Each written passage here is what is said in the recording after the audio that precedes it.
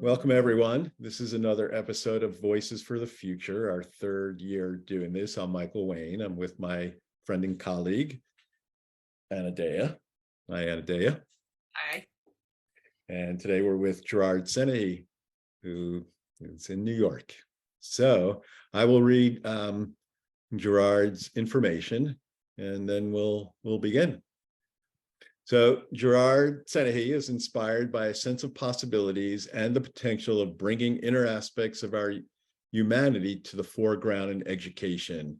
Gerard graduated from Amherst College and taught science and art. And he saw science as a way to teach curiosity and art as a way to spark creativity. And with a firm belief that education could do more to better prepare students for life and support the development of their humanity, he went on to complete a master's degree in education at the University of Massachusetts. And not finding many outlets to pursue his interests, Gerard entered a quest to find answers to big life questions for himself. And after years of full immersion in understanding life and our role in it, he returned to education to pursue a vision for supporting students on their life journey, which led to him in the year 2013, co-founding with his wife, Francesca, the nonprofit Open Future Institute. And that within a few years, led to them working closely with educators and students to create the Question Project, which is a semester-long daily class for high school students with a structured and engaging curriculum. And it supports students in big life questions, human and life questions that are at the foundation of building a life of purpose and understanding who they are, understanding life, and helping them to define their direction in life. So welcome, Gerard. The work you're doing is just so important. And I think just to start with, like to hear from you, just tell us a little bit of the backstory, how it I read a kind of a blip of your, just a brief, concise bio information, but how did it come to be starting the Open Future Project? The Question Project. Thank you. Nice to be here. I think the first spark was probably my own education and feeling that it really didn't prepare me for life, and that I really was thrown into adulthood, like being thrown in the blind and trying to figure it out for myself. Then the second big spark was the president of my college writing to the alumni and asking, how can we support students with citizenry and their moral and ethical development? And so those sparked some of the initial ideas that eventually became the Question Project. Beautiful. I'm really impressed with what you have done and the remarkable results. You said 95% of high school students feel a positive empowerment. How did you put it here? Possible positive empowerment as a result of what you've done. And I listened to some of the interviews with the high school principals saying how their scholastic academic stuff has gone up as well, but that they have a sense of community and have a sense of belonging and a sense of purpose. And that is really remarkable because high schoolers are very, very lost these days. And I totally agree that our education does not serve them. But I noticed in reading about, there was a question you asked all the principals, and I want to ask you that. What does it mean to take the lid off of education? Oh wow, yeah, I was trying to define it for myself, so I asked principals and students. I think, I guess for me it means that we don't relate to education in a strictly scientific, materialistic way. You know, that we're dealing, that we can't break things down into pieces and then teach those pieces and think that by collecting them together, we can address the whole child. So Mhm. there's elements of who we are as human beings, what students need, that has to do with truly addressing the depth of who they are. So that would be taking the lid off, because that's what imposes. I think that was for me what imposed the lid was that I was doing all these things, learning all these things, but who I was confined in a certain definition, a self-image, and it didn't have the space to thrive and to grow and all of that. Wonderful. Yeah. Yeah. So what year did you start the question project, Gerard?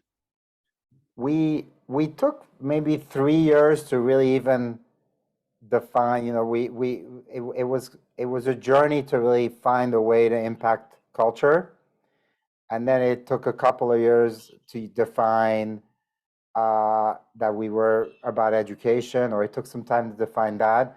And then we worked with students for 2 or 3 years to create the project, and we launched it in schools in spring 2015. Oh, okay. And can you tell us more about what it is? I mean, I went to your website, but our listeners aren't familiar with what you're actually doing with the Question Project.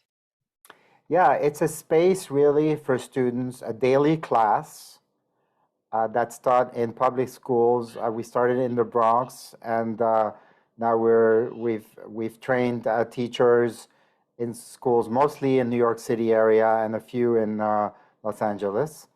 And the class is a place where students address some of the most important questions about life in a structured way that engages intellectual rigor, but also their own experience, and where it's not the teacher that has the answers, but the students really explore it together. Hmm.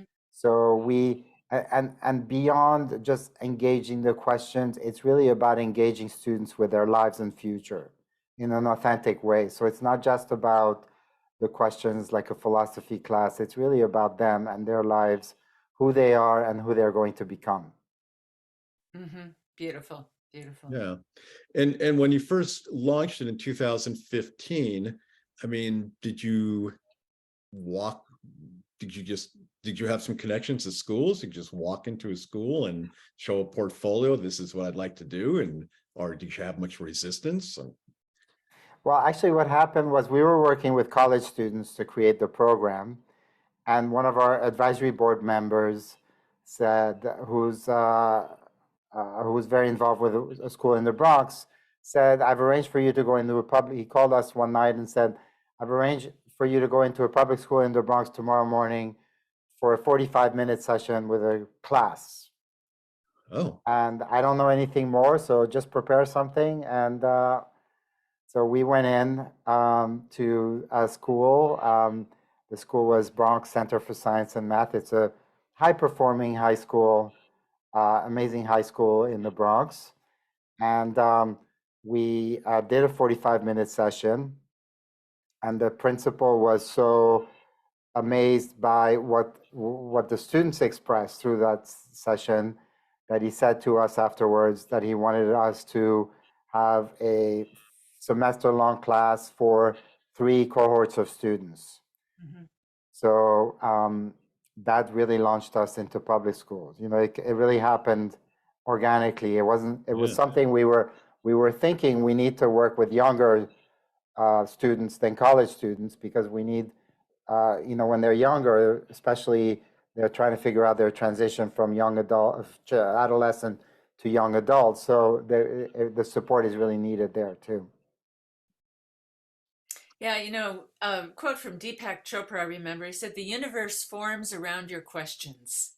And that questions direct attention, and wherever our attention is directed, that's kind of what we're downloading. The question is like, you type something into Google and you're going to download whatever that points to, whatever, question, what time's the store close? Or, it could be as mundane as that, but the questions are directing attention.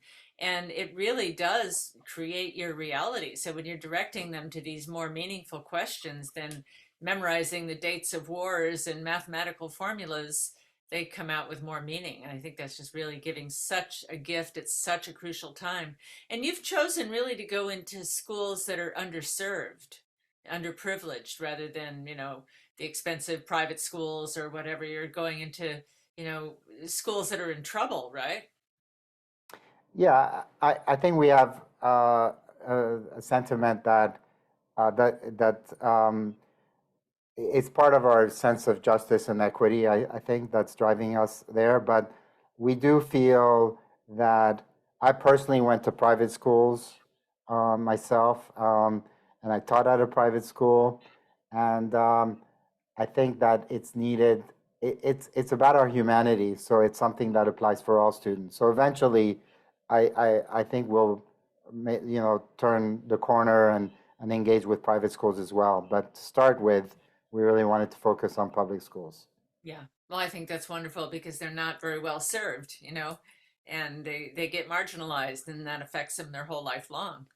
Yeah, Yeah. they don't have the resources and to have great programs, and so it's uh, I've done some work with schools, more individual sessions in the private school context, and it's you really see that kids are kids, but their environment impacts them in different ways.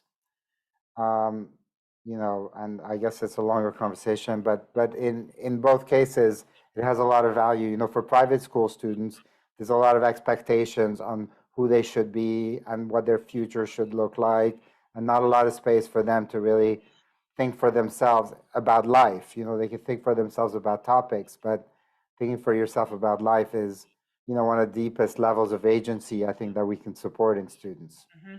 Mhm. Hmm. Yeah. So, could you just walk us through like a typical, if there is such a thing as typical, but a session, a class, that the question class, the question project, what might happen during that class? Yeah, so I'll just pick a class at random, a topic. So one topic is life is about me, life is about others, where Right. students get to explore that. So we always try to, each class has an introduction. So the teacher will introduce the class in this topic in a way that encourages students to say, well, we might have all heard that life is about others, but what does that really mean if that's true? And is it really true? And then we provide a structure so students can really engage with the topic, because it's very hard to just say, all right, have a conversation about this. So in this case, well, for fun, we set it up as a debate, and we ask half the students to debate life is about me, and the other half to debate life is about others.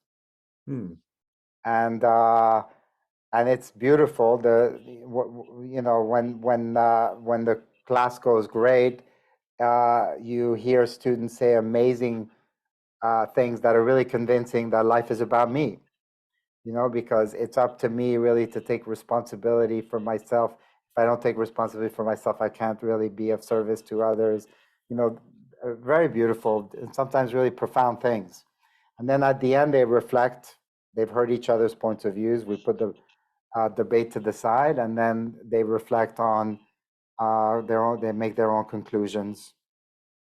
But every class is different, so that's a debate. Sometimes, they're feeling in test tubes in in their notebooks about how much they're impacted by culture in different areas, like the clothes they wear, the music, the ideas they have about life. So we always try to make something, somewhere concrete way to really engage them, because they're very tough questions that a lot of adults, one of our teachers says, yeah, these are adults questions, that uh, these high school students are tackling. Yeah, but if you ask adult questions, they'll begin to think like adults, and that helps them grow up. I mean, those are really important Yeah, questions. Is life about me or is life about others? And, yeah, I was reading the research that said how many people were turned around to see that life was about more than themselves. That's right. huge. That's right. That's really That's right. huge.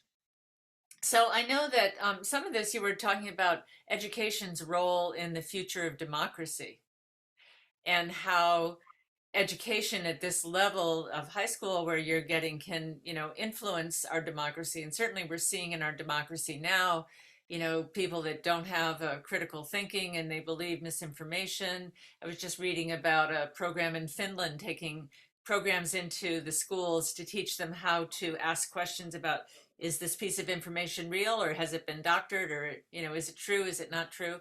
But what I understand, you have a lot to say about the future of democracy and education's role in that. Yeah, well, I think that some of the challenges that we are experiencing as a democracy are challenges that education can create the foundations for healthy, like for instance, having a healthy relationship to differences of opinions and different ideas, um, or uh, not demonizing people who have different views. Seeing the humanity in the other side. Mhm. Um, so I think education can play an important role, and it's important to identify what democracy needs and how education can meet that need, not Mhm. just in kind of generalized ideas, but I think there's a lot of potential there, and I'm really interested in that. And how much I don't see anywhere else than the schools, than where we can address some of those things, create the foundations for some of those things. Mhm. Also, um, also the fact that in society there there our education hasn't led to a sense of true citizenry. Yeah. If you study civics, it's not going to give you a sense of I'm responsible for others, for society, for the future. So where is that going to come from? It's not going to come from the only place that I see that it can come from is creating space in education for that to emerge, for Mhm. the conditions for that to emerge. We can't, we're not going to be able to impose that as an idea or as a value. It's something that has to emerge out of our humanity, but we have to create in education the space for that to happen. Yeah, it sounds like a big part of it is just helping the students develop self-awareness. Anadea brought up adult questions, but most adults don't have have really weak self-awareness. So to really help them develop their, as you use the phrase, inner humanity, you use that phrase, Gerard, in your write-up that you sent us. That's part of that ability for education to strengthen democracy, when students have really cultivated that inner humanity, that self-awareness, that getting away from this mass narcissistic culture that we live in, to understanding ourselves and our place in the world and our interconnection to others. It's so important. Yeah, and self-awareness is indeed important. Um, and I think I like to, kind of bring in different elements that are core aspects, because there's also self-knowledge. It's you can be very aware of your feelings and stuff, but it doesn't necessarily mean you know who you are. So self-knowledge is a really important aspect. Agency is a really important aspect of really feeling like you can take your life into your own hands, not just what you learn, but your life into your own hands. Purpose is a really important aspect that education needs to address. And then another one, all of that curated in a context of being together, that we're in it, the students are in it together. So Mhm. uh, and the reason I like to be, kind of try and break it down a little bit is because then we can see those are things that we can design for. We can design for students to be able to understand who they are. We can design for them to do it together so they really experience each other's humanity and see their own humanity reflected in others. We had one school where the teacher said, he had kids from different gangs. And then in the class, they were fighting against each other. And then in the class, they started seeing that actually they're dealing with some of the same things. And so they started to actually talk together, which was really an amazing thing. Yeah. And that, if you can create that, I think that's a miracle, to create that. And, I think back to my own education, and I didn't really care about democracy at that time because it was never presented to me in a way that I could get involved or have any influence. And, it wasn't until I was older that I, became interested and followed the news more. And, Right. but to give that gift so young is just wonderful. I noticed on your website you've got the 5 pillars of questions: choice, purpose, fearlessness, interconnectedness, and a bigger picture. And, opening students to the bigger picture is just a really important thing to do at that age. So, can you say more about those 5 pillars of questions? Yeah, they're kind of an example of how you can break things down so students engage with core aspects of life, their choices, and not just their choices in terms of helping them make the right choices, but their choices to really kind of reflect on their ability to choose. What do they have ability to choose over, and how do they want to use the choices, And and are then those the questions you ask to develop that? Like, what kind of questions do you ask them to develop their sense of agency or choice? yeah, like for instance, with choice, there's a lesson plan that explores what areas of life do we really have choice over. Hmm. They explore, do they have choice over how they feel? Do they have choice? So they really start to reflect on the depth, how deep their own choices go. And then there's another one, choice in the face of challenge. Hmm. And then from choice, we go to purpose, Hmm. because it's what purpose is going to inform those choices. We have choice, but if we don't have a purpose, then we're not sure what to do with our choices. So, what kind of questions do you ask to put them in touch with their purpose? So we have, each unit has 9 lesson plans. So like some of the lesson plans in purpose are, what is success? Mm. What is the purpose of school? How does purpose change over time? They explore like at different ages what purpose might look like at different ages. So we don't want them to relate. Sometimes people think of purpose as helping kids find their passion. That is a part of it. So also identifying what inspiration or things that bother them, can lead to purpose too. But it's bigger than that. So we really try to not reduce purpose to an object. That again, going back to taking off the lid, it's teaching these things in a way that holds the complexity and the depth of what they are, and doesn't reduce them to, oh, it's this and it's that, and then you have your answer. Hmm. Hmm. And then from purpose, we go to fearlessness, because it takes courage to pursue who you are and what you really care about. It takes courage to stay true to yourself. So, what kind of So, questions do you ask there? fearlessness.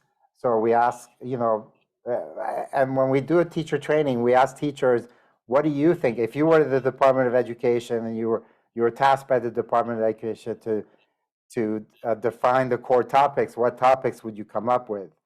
And they generally come up with very, very similar topics. So, with fearlessness is what are our biggest fears? That's an important Yeah. one. What gives us strength in the face of challenge? Hmm. Uh, we have one theme, which is courage to love. Hmm. Why does it take? And they explore why it takes courage to love. And yeah, I don't have them all at the top of my mind, but Yeah, so they engage, and they gain, at that point, with those first three pillars, it's about them. And then they go to interconnectedness, which expands out in bigger picture, which expands beyond them. And when we were doing, we really co-created this program with students. So after the first year that we did the program, we asked for interns, and about 3/4 of the students applied for an internship. We could only Wow. take 10, but we we asked them to go through the curriculum, and in interconnectedness, they said, well, you're talking about interconnectedness, but our experience is actually starts with we're actually disconnected. So the first lesson plan should be about disconnectedness. So they helped us create a lesson plan called a shared disconnect. And then we go into different themes around interconnectedness, which include social media. That's a really big one. Connectedness with nature, and other topics around that. What connects us? And then lastly, the bigger picture, so they can think for themselves. Is there a bigger picture? If it is, what is it? And some, you have some students, that say, "Oh, my bigger picture is my mom." Might be another student say, "My bigger picture is my dog." And then you have others, like that you would expect, like God, or different versions of that, nature sometimes. And so they get to explore the bigger picture. They explore how to look at issues from a bigger perspective as well. So they, which is which for me is one of the things that's hardest for all of us. Sometimes how to see things from different perspectives. And a bigger perspective. And then they have a bigger picture, big picture view of history. So they look at history from a bigger perspective. And then the future as well. It ends with the future, and they think about the future and what future they want. Yeah. And Yeah. future for the world, and Yeah. what future they're growing into, because at this time on the planet, the people that are in high school right now are facing a very, very uncertain future in the world. Yeah, and one of the lesson plans is now the best time to be young. Oh, Yeah. So they explore that. Yeah. How do you deal with their level of angst about things like climate change, things that are in the bigger picture? One of the teachers expressed it really beautifully. Miss Rosenbaum at Bronx Latin. She said that because that comes up she's a question class teacher, but it comes up in her environmental studies class. She teaches environmental studies, and one of the students asked her, how does she deals with the fact that things are, they're not looking good in terms of the environment, and how does she keep her sense of hope, I guess. And she said, it really kind of, that question really threw her back, and she told the students, she said, it's that you're the ones who give me hope by your questions, and your interest. And she said that that the question class helped her, kind of also bring her own vulnerability to the classroom and express that to the students. So the teachers are also part of it. Is the curriculum provides a structure, and the teacher can support that structure with their own humanity by bringing in their own humanity.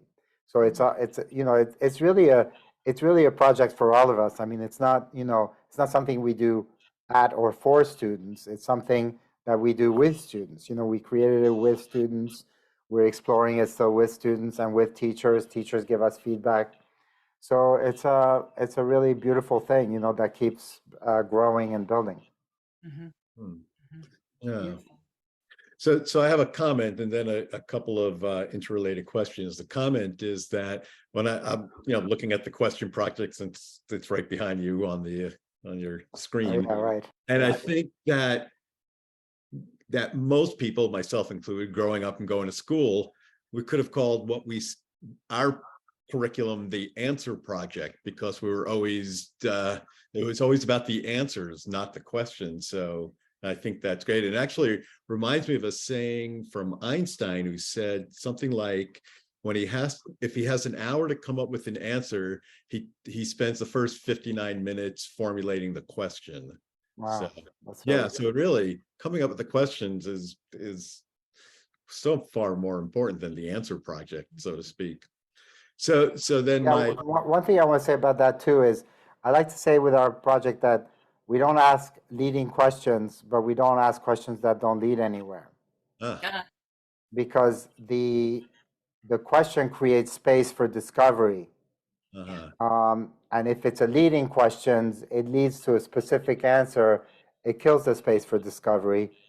But if it doesn't lead to a deeper place, it also creates just like, well, I don't know what's the purpose of life.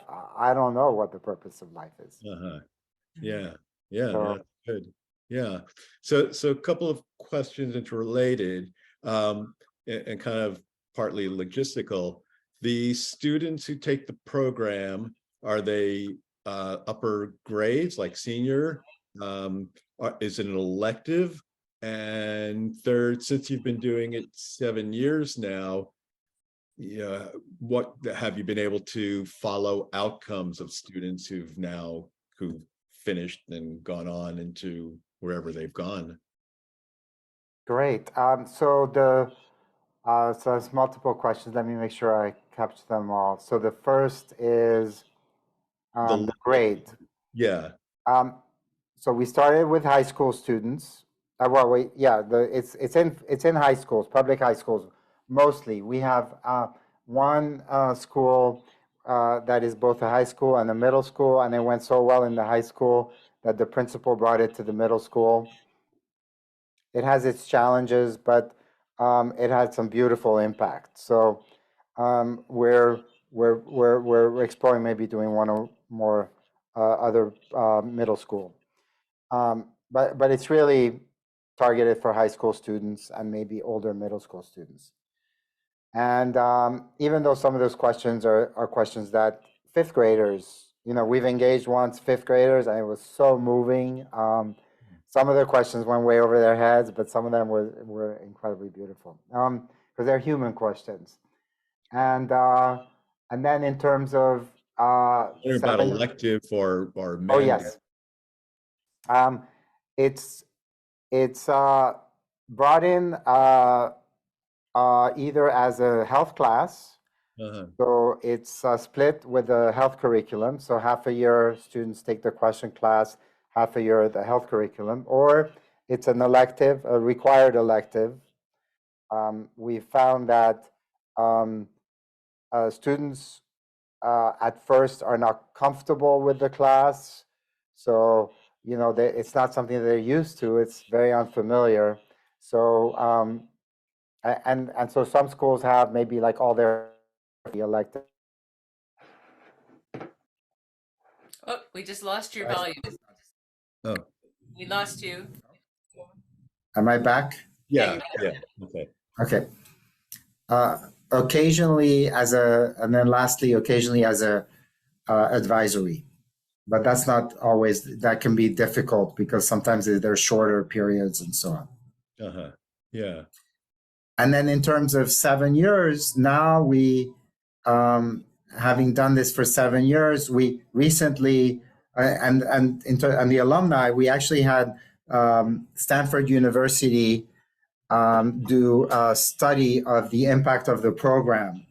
And they interviewed teachers, principals, students who graduated and are in college or beyond.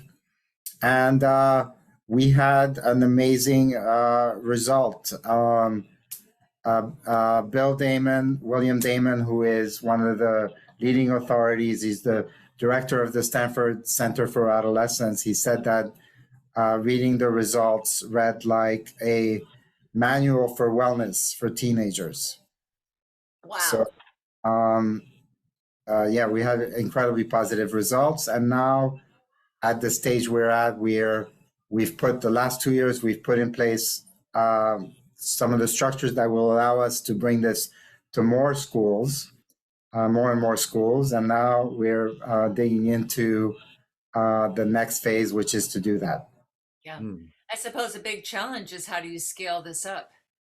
Yeah, exactly. And part of the trajectory of that, which is why it's great to talk about these things, is to bring awareness to the importance of the work and also the fact that we can do something deep and be concrete at the same time.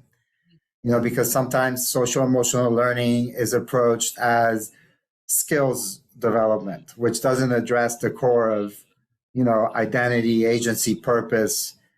It's hard to address purpose as a skill, you know, set. Although there's value to that as well. So it's not that skills are bad. Skills are really, really good. And we teach skills too. I forgot where I was going with this. Oh, I was talking about scaling it up.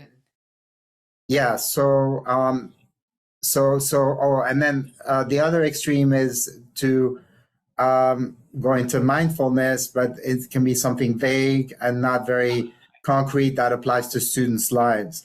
So there's that middle place. And I think by bringing more light to the fact that there's this middle ground that can be both deep and practical, then, you know, hopefully it can embed itself in education and ultimately lead to a curation of multiple programs as an entire subject field in education. Because one class is great, but students need more than that. You know, democracy needs more than students having one semester or 1 year of a question class. Mm-hmm. I'm curious if you do anything around sexuality. Recently, a young teenager, a daughter of a friend of ours that I know, told me that here in Marin, she did not know anyone no girl in her class that she knew that hadn't been sexually assaulted, and that the boys were getting all their sexual education from porn online because it's so easily available. And sexuality is such a big thing for budding teenagers, as much as adults try to tell them it isn't. Is there anything that you do around that gets them to probe deeper into the questions of love and relationship and sexuality? We don't address it directly. We have one lesson plan on gender, where students explore expectations of gender. Yeah. But I think that there are some important topics like race, sexuality. Sexuality is complicated a little bit because, you know, with the Department of Education, you need a qualified teacher to open those topics up. But and I imagine some parents don't want you talking about it at all. Yeah, and we are fine not to address, because we really see our work as giving the foundations of self that allows students to form healthy relationships to, you know, different areas of their lives. Yeah. So there are different topics, you know, that are really, really important, like race, sexuality, you know, and also gender issues that we don't really go into, but and even we don't help students really define their purpose or their action plan for their lives. Those are really important as well, but we really give them the foundations to do that. Mm-hmm. Mm-hmm. And there'll be other classes amidst their studies in school that will touch on many or all of those subjects, I assume. Yeah, some of them they do. You know, you have college counseling as well, and part of it is also what I was speaking about, is that we need to curate a new subject field, because some of these things require a lot more to really kind of address with students. Mm-hmm. Mm-hmm. Yeah.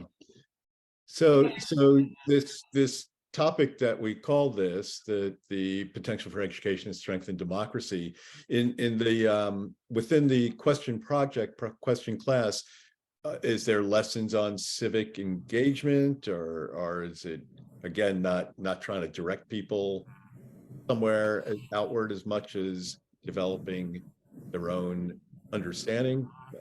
Say more. Right. So I think similar to maybe when you purpose, like similar to purpose, like where a student would need to really kind of decide like how are they going to follow their purpose, what steps are they going to take, etc. Our work is a foundation for that. I think in terms of civics, for instance, I think of our work is a foundation for civics, because the foundation for civics to me is connecting on a human level with others and seeing that breaking through some of the sense of isolation and separateness that students have. That's natural, because if just like the example with the gang, if you're not engaging on a deeper level with other students, it's easy to categorize them as different and separate. Mm-hmm. So I think the foundation for civics is this connecting on a human level with others. And that happens also with the teacher too and the students. So once that's there, then there's a reason to be interested in civics, because life is not just about you. Mm-hmm. It's about us. Mm-hmm. And so I'd like to see civics kind of be seen in relationship to this kind of work as well, because otherwise, if you just teach knowledge of civics, but without the authentic connectedness to self and others, the civics doesn't have that same power that it could have. Yeah, it just kind of goes over your head. Yeah. And it becomes a good idea, but it's not something that is emotionally driven by your sense of a connectedness with others and connectedness with the community. Yeah. And I think. Go ahead. Oh, okay. Yeah, and I think what you were saying, Gerard, lies at the root of most of the problems we face, systemic problems, in that. So it seems like the great majority, or at least people in power, people, business, politicians, corporate, financial world, there's a certain lack of disconnect and lack of empathy for what their actions are doing and how they impact. I mean, if there were people thinking that more empathetic about how their actions were, you wouldn't have, just say, fossil fuel companies just continually just extracting the resources when they know, when the knowledge is so public, now and decades in the past. So, getting a little interference. Do you hear that? Yeah. Is it on my end? I'm not hearing it. Oh, it stops when you speak, but. Oh. Well, anyway, so it stopped again. But anyway, yeah, so just making the point that goes to what you're saying in terms of teaching students to connect, to understand others, and that lack of empathy that drives so much. We see it. Yeah, and I'm really curious about character development as well, because we all recognize the value of character development, and in my own life and experience, I saw character flaws in myself, and I spent a long time trying to correct those flaws and overcome those flaws. And after about 20 years of doing serious attempts at doing that, I'd said to myself, you know what, it really hasn't worked. And I'm still the same person that I was before. And then I was like, okay, well, I might as well figure out how I can contribute in some ways. And then what I noticed when I did that, it connected me with my humanity. And I realized that character emerges naturally out of our own humanity and connection with others. So I'm really curious about the potential of understanding how the development of character. I mean, I think there's a lot of different contributors to character, of course. I don't want to reduce it to one thing, but I think connecting to our humanity and to each other's humanity has an inherently increases our moral and ethical. I mean, it's a lot harder to other someone when you actually see their humanity. It's a lot harder to demonize them. It's a lot harder to hurt them.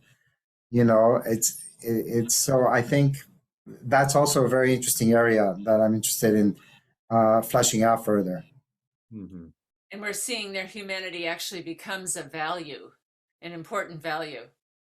Yeah. Exactly, that too, because then the humanity is our humanity, so we're in it together. We need each other. We need their different perspectives and skills and opinions and all of that. Yeah. And speaking of all being in it together, there are people on this call, and I want to invite you to type your questions into the chat before we come to the end of the hour.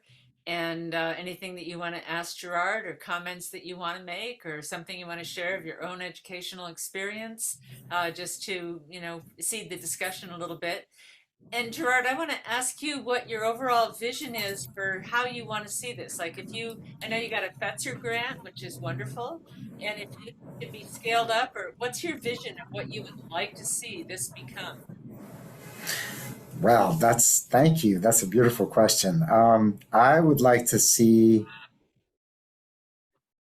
I think the vision extends a little bit beyond my lifetime, or maybe a lot, I don't know, but it's the ultimate vision I'd like to see is some version of a core subject where students' humanity, their identity, their agency, their sense of purpose, connectedness, these are all at the core.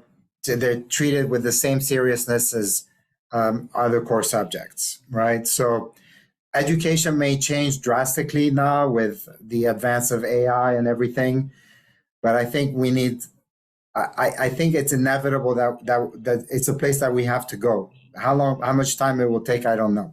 So that's really, and in the short term, I think I want to bring this class broadly, um, have it spread more broadly. And I also feel that it's important to rethink teacher training. And we've applied the same, kind of method and rigor to what does it mean to train teachers to do this work? And we define 9 core competencies for teachers. And so I think I'd love to see that be brought out more broadly. So we also recognize the importance of supporting teachers to bring their own humanity to the classroom, Mhm. but in Yeah. ways that really support students' humanity, so in that kind. Mhm. Mhm. Beautiful. Yeah. What would it take, or I mean, to scale it up and have it go bigger? I mean, is a school, what would it take for a school to get involved, want to get involved? Do they have a lot of hurdles on their own, and or their board of education? Well, for schools, it's for schools, they need to identify a teacher and the space in the schedule. A teacher or more teachers. We have some schools who've trained 8, 10 teachers. We don't recommend every teacher because just like science and math, some teachers don't have the propensity to that. So identify a teacher and find the space in the schedule for a semester long or year long class. That's the main. That's the main Mhm. need. Uh-huh. And then more broadly, what we're thinking more broadly is to partner with a district or partner with another organization, so that rather than going school by school, we work with a group of schools, Yeah. and expand in that way. Mhm. Mhm. Beautiful. Do you have like a textbook or a manual that they get? Is there some physical, you know, thing that they get that can be propagated and serve as the template?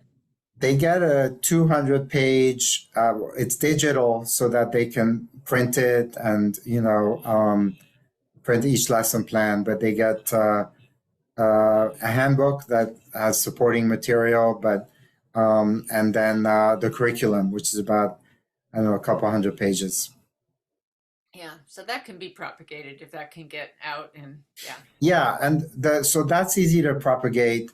The challenge is that um, just like I said, we don't ask leading questions. It's very easy for teachers, if they're not trained, it's very easy to ask leading questions. It can be very tempting to kind of you have a great view. For instance, the lesson plan, life is about you, life is about others. I went into a classroom once and there was a teacher who had come to the conclusion that life was about others. So when students weren't expressing that, she was leading them to the conclusion that life is about others and not letting them really think for themselves. Mm-hmm, mm-hmm. So it's important to pair the curriculum with the teacher training too. Yeah. Have there been any attempts to immerse the curriculum question project into educational curricula for teachers when they go through their training to become teachers in their university or graduate level? Any thoughts? Not yet, but that's something we're thinking about. Yeah, that we haven't tackled that yet because we've been focused on putting the foundations to scale. Oh, sure. But now that we've done that, it's something that we're kind of considering. Yeah, I mean that's a big project of and by itself. Yes, indeed. Yeah. We did have a comment from Grace that came in a little while ago, and she did say, yes, with an exclamation point, education is foundational to democracy. How can we vote as informed citizens if we don't have the ability to research and to discern and to parse and to understand for ourselves? Right. Yeah, that's the big problem that we see with our electorate. Just like Anna Day talking about misinformation, how Finland's trying to tackle it. Yeah, people just being led down a rabbit hole, down the garden path of distortions and illusions and misinformation, and end up just voting against their best interests, as is well known. Yeah, it's a really good point. And there's a outer dimension and inner dimension. One is, sometimes when we think about making informed decisions, is having access to truth. I mean, access to information, in the way that Grace, that you're bringing forth. And then the inner dimension is in terms of being informed citizens, is being informed by who we really are, individually and collectively. So having a connection to and being informed by our humanity, because the humanity, that the outer information that we can research is, that's outer, and we can try to uncover the facts, but we also need to have the understanding of our inner, what we're made of, the wisdom that comes out of our humanity, that allows us to take outer information, like take a topic like gun control, and see the different sides and the human dimensions of each side, and then reach into our humanity to figure out the best solution that includes as much of our humanity as possible. Mm-hmm. Because otherwise it's also easy to dimensionalize reality, and or make it one way. Mm-hmm. Gerard, do you have a favorite question from the curriculum? Yeah, or just one that you like to ask people to get them to drop in deeper. Yeah, I have one that we bring into our early on in our initial training when we train teachers. The first day of the training, we ask teachers, we go around and we ask ourselves, myself included, who are you on the surface, in the middle, deep down. Wow. And it's a really beautiful question when people takes people deeper into reflecting into the different depths of who they are. So who we are. Yeah. Yeah. Beautiful. Wow, that is a great question. So Gerard, you mentioned the hot topic of gun control. So gun control or other hot topics, are they brought up in the question project class, or you try to leave all those hot potatoes out of it? Teachers bring in current events. Oh. So they do bring them in. We don't address them just because we address more the way of thinking than the specifics of the topics. Mm-hmm. Yeah. Beautiful. I encourage you again to write some questions that you might have for Gerard, or comments or anything that you're getting out of this. I know we still have people listening, and we will probably wrap it up pretty soon, but if you want to get your questions in, now is the time. It's about questions, so ask some. Oh yes, we love questions. Yeah. I know that in my training as a therapist, I was a therapist for 20 years, and that the most valuable thing I got out of my whole graduate school training was to ask questions rather than make statements. So I might see that a client is talking about something that's clearly their mother issues, but I wouldn't say, that's a mother issue. I would say, well, do you think, your mother has anything to do with that? Or that would be a leading question, but even a deeper question. So who do you think was the influence? Always then they look within themselves and find their own answer. So that was the most valuable thing I learned as a therapist. That's really beautiful. Yeah. Michael, do you have a favorite question? Well, that's a good question. I was thinking when Anna Day was talking, because I am an acupuncturist, I work with people all the time and hear their stories, but I try to frame it as like the Socratic dialogues that again, and in a way, perhaps this is what, in a way, the question project is, in a kind of variation of it, but trying to, someone says something, just ask questions to probe deeper, as opposed to like what Anna Day is saying, trying to make an absolute comment, oh, that's your mother issue, but then helping them delve further. Right. So yeah, so I do that in my professional life of helping people to delve further, and not put judgment on it, not put value on it, and just see them for who they are. And I think this is, a big part of what you're doing, Gerard, is helping students be heard. Because a lot of times especially the underserved communities, they feel like they're not heard. They feel like they're, disadvantaged. That's right. I have a favorite question. I like questions that I'll sit with for months, or ask, in salons or whatever. But what is humanity here for at this time? Why did Gaia create? Why did the Earth? Why did evolution create humanity? And what is our purpose? Not my purpose, but what is humanity's purpose at this really crucial time on the planet? That's a beautiful question. That's really wonderful. Yeah. Yeah, that's part of, I think when I think of citizenry, going back to that, I think that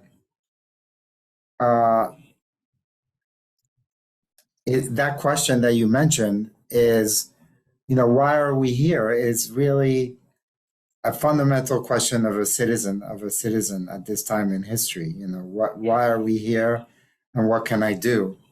I see so many people who actually very naturally ask themselves that question. So it's the beautiful emergence of our humanity that says, why am I here? What am I doing here? What should I do? How should I live my life? How can I contribute? Those are all questions that come out of our humanity. That's right. I had one other thought on the topic of citizenry that I wanted to put on the table, because I think it's an important one too, that hasn't come up in the midst of our discussion, is that I think in terms of I guess maybe it's a little bit in terms of our democracy and the role of education it's a similar question to what you're saying, but it's about education. Is how do we prepare students for this moment in history? That's right. Right? And the second part of that is how do we prepare students for an unknown future as well? Because there's this moment in history, but there's also the road ahead where we are, that is going to be, don't you have the sense now, like with this whole thing with AI, that things are going to change really fast? Mhm. Like that even the fact that we have this capacity, it snuck up on us much faster than we anticipated. A lot of people saying it happened faster than we expected. Mhm. And that is opening the door to all kinds of transformations. So the world is changing fast, and how do we prepare students for that unknown future?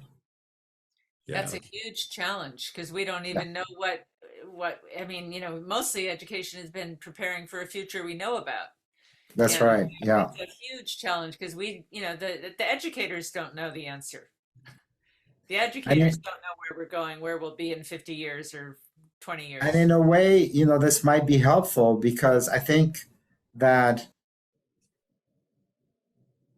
up until this point, we may have thought that um, well, education, we're still in the same world, even though we're not in the same world that we were when the schools were designed and everything. It's kind of the illusion that we're still in the same world. So maybe if things change radically, that's what's going to open the door to really kind of completely transform how we think about education. I was talking to yesterday. I went to the Beacon Awards, and there was a man from Google who was receiving an award, and he's an engineer, and he was saying beautifully, like, with the advance of AI and everything, I'm thinking about what's going to be important for my kids, in terms of education, and thinking about and all these things that we're doing in school, is this really what's going to be important for my kids? What's going to be of an inherent value? And then he went to things such as, their character and their self-knowledge and things like that. But, I think this could open the door for us to really take steps that have been very hard to take to expand education. It's just a very challenging thing to do. It's not anybody's fault. It's just there are roadblocks and all kinds of challenges. But I'm in it for the long run, beyond my lifetime. So Yeah. we'll have to see what And the world happens. is better because of it. Yeah. Well, thank you. Yeah. Yeah. So Anne asked me the same question you did, Gerard, because I guess I didn't answer it. What is my favorite question?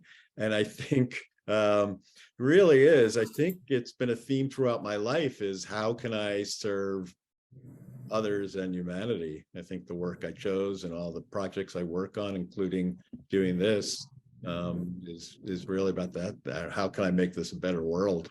So, and I think what you're doing, Gerard, with the question project is really about that too, with the way teaching students to do the self-awareness and to probe deeper into their life and their direction and purpose, really, and to feel connected with others is really about that too. And that's why I wondered about the civic engagement, but really you don't have, as you said, you don't have to teach civics. It's an inherent thing. Well, it helps to teach civics too, because we need the knowledge of civics. Mm-hmm. But it needs the foundation of connectedness and authentic self to then have a way to really engage with civics. Yeah. Mm-hmm. Yeah. Yeah. Well, I think it's world changing, and I would love to see it scale up. And I think it's really what is definitely needed. I'm so glad in my heart that you are doing this work and it's getting to people. And I just hope it gets to as many people as possible. Yeah. Thank you, Anodea. That's very kind. Thank you. I appreciate that. Yeah. Well, by this point, you've probably influenced or had, I don't know if you've figured how many the numbers, but tens of thousands, thousands to tens of thousands of students have come through the program. Yeah, we keep track. I think it's around 20,000. Oh, Yeah. Right. That's yeah, wonderful influence. May it go to the millions. yeah. Yeah, And well, we it have a is, ways to go. yeah, and there's a famous Japanese saying that the philosophy of 1 grain, 10,000 grains. So, each of these students is a grain, and then they spread and flower to others, whatever influences they have in life. So you Yeah. were, Yeah, so maybe I'll end with a little story of a student. So this student shared with us. She said she's from the Dominican Republic, and her mother came when she was a child. They came from the Dominican Republic, so she was taking the question class, and her mother said what was like her mother was not happy that she was taking the question class, because she's like, what is this? I brought you here to school, you're going to school so that you have the opportunities that I didn't have, and so you can go to college and do well and all of that. So what are you doing with the question class? And then slowly she started to bring the topics that she was talking about in the classroom. She started bringing it home to her mother and her siblings, and then they started engaging with it. And and then after a while, her mother said, "Oh, I wish we had a class like this when I was a child in the Dominican Republic." Mhm. So that was a happy story. Yeah. So Wonderful. we do have a question from Martina, and actually it was a question I wanted to ask a lot, not her question, but leading to another question. Martina wanted to know, is the 200-page question project document publicly available? And I wanted to know if anybody listening or anybody who'll see this recording wanted to get involved or support you in any way, support the program, what they could do. So, as I said, Martina asked, is the question project 200-page document publicly available? Thank you. We are not putting it online for the main reason that we want the program to be paired with the training. Yeah. So to maintain the fidelity of the delivery of it, and to do it in a context.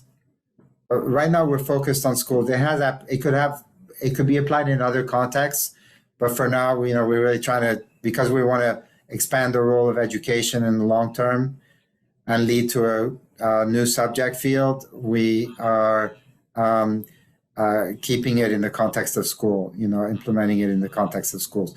If people want to reach us, the website is openfutureinstitute.org. That's the name of our nonprofit. And you can reach us through there. You can support us through there. We need lots of support to make this happen in a big way. So thank you to anyone who can help us. Yeah, I'll just put that, or put the Open Future Project link, and just put the Open Future Institute. So anyone can just click on it now and. Perfect. Yeah. And it is very inspiring to go to the website. So do check it out and see how you can help this come about. This is a beautiful vision for our future. Yeah. Yeah. So. Well, thank you. Yeah. Thank you, Gerard. And thank you for your work. It's just amazing. Thank you both. You're great questioners. I love questions. We should get you on our team here to go. Yeah, I love questions. Yeah. Thank you. Well, Yeah. Well, I guess that's part of the beauty of doing this. Yeah. You're in a way you're doing with your guests what we're trying to do with the students, which is to bring out what's in them. So thank you for that space. I really appreciate it.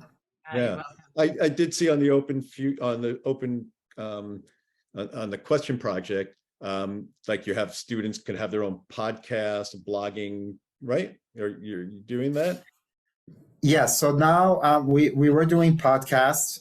I actually I'm taking down that part of the website. Just asked to do that today, but because we don't have the capacity to organize that right now. But we teachers who submit blogs from some of the things that students write. Yeah. So we publish some of the blogs. Yeah. Oh, good. So it gives them a chance to express themselves. Yeah, exactly. Yeah. And sometimes students write incredible things. Oh, bet. Yeah, incredible, like amazingly moving things. Yeah, I'll bet. Exciting. Yeah. So, All right. yeah. Well, thank you, Gerard. Good to see you again. And yeah, well, Thanks for coming on and giving us your time. And thank you all for listening and tuning in to Voices for the Future and this wonderful voice for our future of democracy, future of education, Gerard Senehi, and check him out on his website, openfutureinstitute.org. yeah. All right. Thank you, everyone. Thank you, Michael. Thank you, Anita. Bye. Yeah, Gerard. See you again. Bye All bye. right. Thank you. Yeah.